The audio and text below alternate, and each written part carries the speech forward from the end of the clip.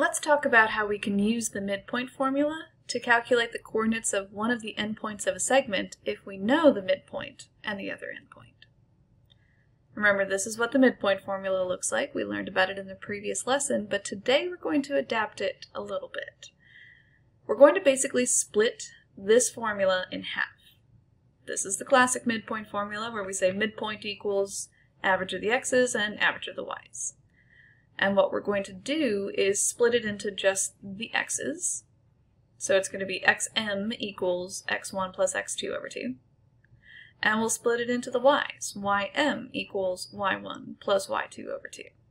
So these two formulas are the exact same thing as the classic original midpoint formula that we used in the previous lesson, just split in half. 1/2 for the x's and 1/2 for the y's. Doing this will make it a little bit easier for problems where we know the midpoint, but we're looking for one of the other endpoints, given that we know one, but not both. Let me show you what I mean. Here we see segment JM, but the instructions tell us that we're trying to figure out JK, and it has a midpoint at M. So we're not trying to do what we did in the previous lesson, which is to find the halfway point between the two given points. Instead, this point, M, is the halfway point between J and some other point K. We have to figure out where K is. It's kind of like you're on a hike and you started at point J, that's the trailhead, and you walked for a while and you got to the halfway point of your hike. Well, if you're only halfway, you need to figure out where are you going to end up when you're done. Where is the end of the trail? That's going to be point K.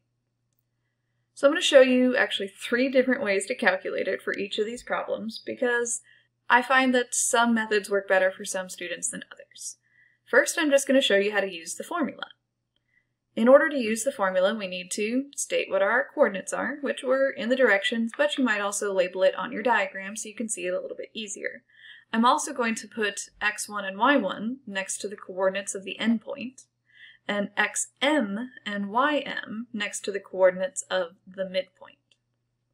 So to calculate the x value of the other endpoint, I'm going to use this x formula, which is the x coordinate of the midpoint equals the average of the x values of the endpoints. So let's plug in what we know. xm, that's -3. x1 is -3 as well, but we don't know what x2 is. x2 is the x-coordinate of the other endpoint, which is what we're trying to figure out. And then I'll put that over 2. Okay, so I filled in my formula. Now I need to solve for x2. Well, we've got this ugly fraction thing going on, so to get rid of that fraction, I'm going to multiply both sides by 2. So -3 times 2 is -6, and multiplying this fraction by 2 makes the fraction cancel out, and I just have the numerator. So I just copy and paste what was on top of the fraction. That part doesn't change. Then to get x2, I just add 3 to both sides, so x2 must be -3. So far in our answer we have this. K is the point, -3 something. We have to do this process again for the y values. So ym equals y1 plus y2 over 2. Plug in what we know. Ym is 1, y1 is 7, and y2 is what we don't know. So I filled in my formula and now I need to solve. Multiply both sides by 2 and I get 2 equals 7 plus y2. Subtract 7 from both sides and I get my y2 answer of -5. So for your final answer, you do need to put your x answer and your y answer together as a point. K is the other coordinate of this segment, and it's at the points -3, -5. Which, if we put that on our graph, is right here. So does it seem like M is halfway in between J and K? Yeah, that seems reasonable. Let me show you another way to calculate the endpoint, and it's really just counting. So I know that to get from J to M, I went down 1, 2, 3, 4, 5, 6. So I could just do the same thing again, right? If this is half of my hike, then I can do the other half of my hike the exact same way. I went down 6 here, so I'll go down 1, 2, 3, 4, 5, 6 again, and there's my point K, which is at the coordinates -3, -5. So if you don't like using the formula, you definitely don't have to. If you'd rather just count, feel free to, but keep in mind we will do problems later in the lesson where you don't have a graph to work off of, so counting might not be the best option. So let me show you a third option. To solve using this next method, you need to stack your points in order. So I'm going to put J on top, M in the middle, and K at the bottom. So J is the endpoint that I know, M is the midpoint, which I also know, and K is the other endpoint, which I don't know. So like if you were to connect this with a line, it would make the segment that we're working with, right? Like J is an endpoint, K is an endpoint, so they're on the ends, M is the midpoint, so it's in the middle. It's important that you stack your points in this order. Once your points are stacked in this order, you figure out how did you get from one x value to the next. And this first one's pretty easy, because how do I get from -3 to -3? Well, I didn't do anything. I added 0. So then how do I get from -3 to whatever the x value for k is? You also add 0. So far we know that k's x value is -3. Okay, let's do the same thing for the y's. How do I get from 7 to 1? I subtract 6. So to get from 1 to the y value of k, I would subtract 6 again. 1 minus 6 is -5. So that is a third option for finding the other endpoint of a segment when you know one of the endpoints and the midpoint. Let's try another example, just to make sure we know what we're doing. Here we have segment AB with a midpoint at M. Now we don't know what the coordinates of A are, we only know what the coordinates of B and the coordinates of M are. M is the point -2, +3. I'll label that as XM, YM because it's the midpoint. And B is at 4, -1, which is my x1 and my y1, because that's the point that I know. So I'm going to start off by using the formula to calculate the coordinates of the other endpoint A. I'll start off with my x's, plugging in my xm, which is -2, and x1, which is 4. Now I don't know what x2 is, that's what I'm going to solve for, and to do that I'll multiply both sides by 2. So now I have -4 equals +4 plus x2. So then I'll subtract 4 from both sides, and I find out that the value for x2 is -8. Now let's do it again, but for y. Ym is 3, y1 is -1, so there's my filled-in formula. Now I multiply both sides by 2, and add 1. So the y-coordinate for A is 7. Therefore your answer is the point -8, +7. Go ahead and put it on your graph, make sure it seems reasonable, and yeah, it does. So here's one of the endpoints, here's the other endpoint, M is halfway in between. That looks correct to me. But you could have also done it just by counting. So how do I get from B to M? By the way, it's really important that you go in the correct order. You always start at the endpoint and go towards the midpoint. Because if I started at the midpoint and went towards the other endpoint and went out the other direction, that's taking me further away from the midpoint, and I want to be heading from one of the endpoints to the midpoint, and then from that midpoint in the same direction towards the other endpoint. So always make sure you're starting at an endpoint and heading towards the midpoint. So how did I get from B to M? Well, I have to go up 4, and I have to go left 6. That's how I got from B to M if I'm only using horizontal and vertical movements. So I will just do the same thing again. I'll go up 4 and left 6, and that takes me to the coordinates of the other endpoint A, which, as we discovered when we used the formula, is the point -8, +7. So that's option 2, just counting on your graph.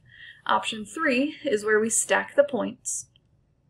B is the endpoint that we know, M is the midpoint, which we know, and A is the endpoint that we don't know. Again, it's really important that you stack your points like this. Point you know, midpoint you know, point you don't know. So then I'll ask myself, how do I get from one x value to the next? How do I get from 4 to -2? Well, that would be subtracting 6. So to get from 2 to whatever our answer is, I'll also subtract 6. So -2 minus 6, that's -8.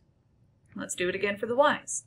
So -1 to 3, well, that would be adding 4. So to get from 3 to my answer, I'll add 4 again. 3 plus 4 is 7. The next problem is yours. I want you to pause the video and use the method of your choice to calculate the coordinates of the endpoint. Alright, let's see how you did if you used method 1, which is the formula. The first thing I need to know, of course, are the coordinates of each point. C is the points -1, -7. I'll call that x1, y1.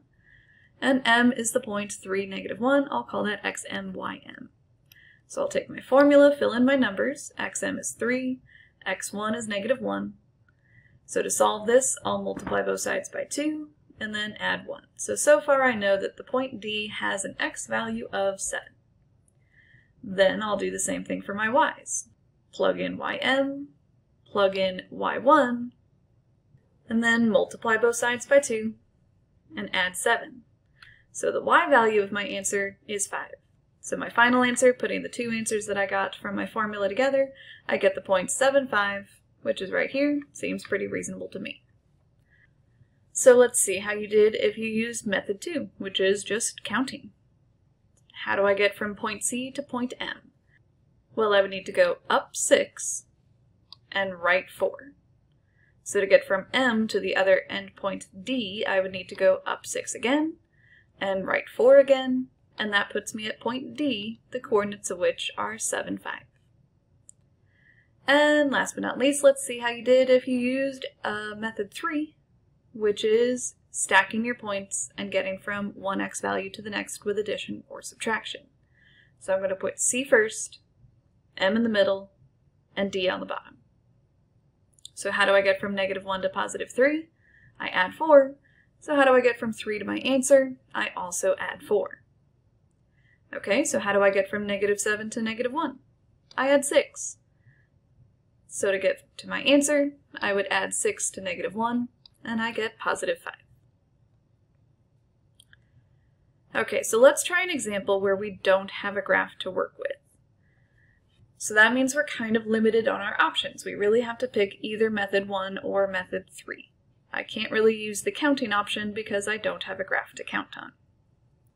Either way, you're probably going to want to know what to label each of your points with. I'm going to call these two numbers, -2 and -7. I'll call them xm and ym, and I'll call w x1 and y1. So we're trying to figure out the coordinates of point x, which is the other endpoint of segment wx. So I could use my formula, plug in xm and x1, and solve accordingly. And I would get an answer of -12. Which you'll notice is bigger than the -10 to +10 that I usually use for our graphs, so that's probably why this one wasn't graphed. It was too big to fit. Let's do the same thing for y. Plug in ym, plug in y1, multiply both sides by 2, and I get an answer of -14, which would be even further off the graph. So my answer here would be the points -12, -14. So let's try method 3, where we stack our points. W is going to be written first because it's an endpoint. M is written in the middle because it's the midpoint, and X is written last because it's the endpoint. So how do I get from 8 to -2? I have to subtract 10. So to get from -2 to the answer, I subtract 10 again. So far I know my answer is -12 something. Okay, how do I get from 0 to -7? Yeah, I just subtract 7, that's easy. And then I subtract 7 from -7, and that's how I get to -14. Alright, this next problem is yours as well. Go ahead and pause the video and see if you can figure this out without a graph. If you're using the formula, your work should look like this. Plug in your xm and your x1, solve accordingly, and you get x2 is 11. And you plug in your ym and your y1, solve accordingly, and I get that y is -11. So my answer here is +11, -11. You could also solve by stacking your points. Z on top, M in the middle, Y on the bottom. How do I get from -9 to 1? I add 10, so add 10 to 1 to get to 11 for your answer. And then how do I get from 5 to -3? Subtract 8, and then subtract 8 from -3 again to get to your answer. Alright, let's wrap this up with everybody's favorite thing in the world, a word problem. Captain Geometry, a pirate, found a treasure map drawn on a coordinate plane.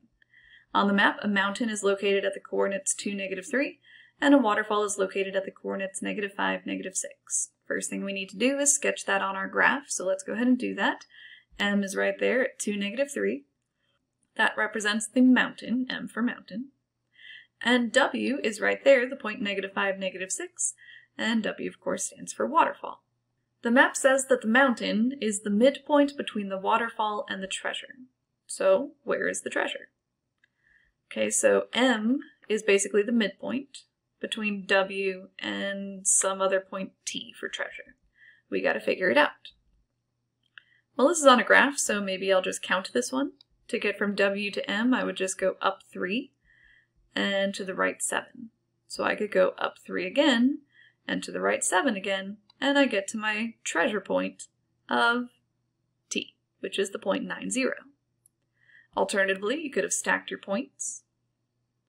To get from -5 to 2, I add 7. And to get from 2 to my answer, I add 7 again, so T is at 9 something. How do I get from -6 to -3? I add 3. So I'll add 3 again, and that takes me to 0 for my answer. And there's the work if you're using the formula. I won't walk you through it one more time. I think you got it by now if you're using that method. The treasure is at 90. So that's all you need to know about calculating the coordinates of an endpoint given the coordinates of the other endpoint and the midpoint. And that wraps up everything that you need to know about the midpoint formula. In our next lesson, we'll be moving on to the distance formula.